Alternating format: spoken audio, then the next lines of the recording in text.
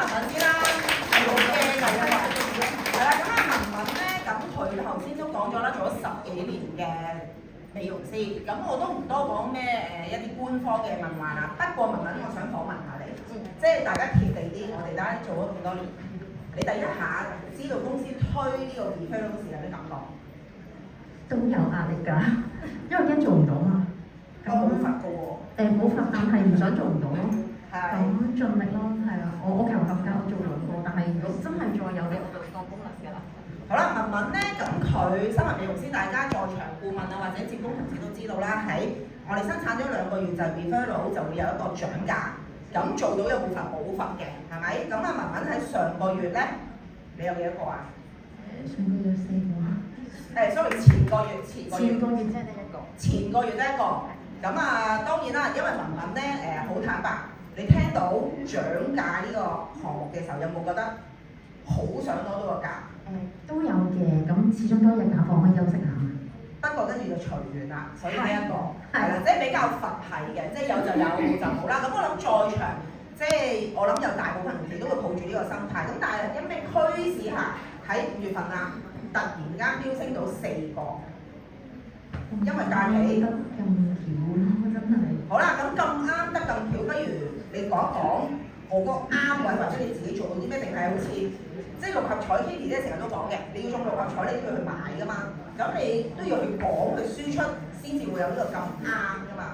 咁你發生咗咩事咧？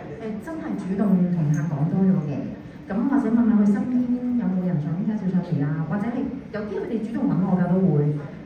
覺得佢哋做好咗個皮膚，咁佢哋就問我，我有個朋友咧見我做好咗，咁但係佢咁，可唔可以幫我睇下，或者有啲咩嘢啱佢啊咁樣？咁我通常都會叫佢即時上面嘅，或者你應該想幫我睇下啦，我幫你問下睇下有啲咩做，或者有啲嘢 offer 各樣，咁樣話俾佢聽咯。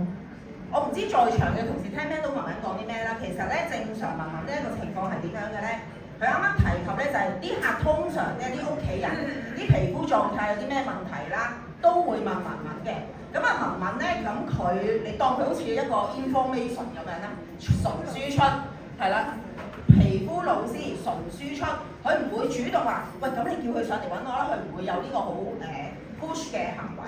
所以咧，其實我估啦，頭先阿 Vicky 佢有一個分享咧，就係一個信任。咁我相信咧，文文手頭上嘅客咧，全部都真係舊客居多，就非常之信任文文，所以佢好多時啲 referral 或者佢即係之前啦，我哋冇呢個小遊戲嘅時候，都會有 referral，都係一啲朋友介紹上嚟。咁啊，文文譬如我當啦，當你知道有呢樣嘢好開心啦，自己多咗個價，咁我想即係譬如抱住個心態啦，都係會 keep 住佛系啊，因為冇佛嘅，好坦白。定係覺得啊唔係喎，又幫到客，即係講下你自己感受嗰邊，冇所謂。我諗咧，文文真係好緊張，緊要。嗱我諗幾樣嘢啦，多謝文文同埋阿 Money 先，可唔可以俾掌聲佢哋啊？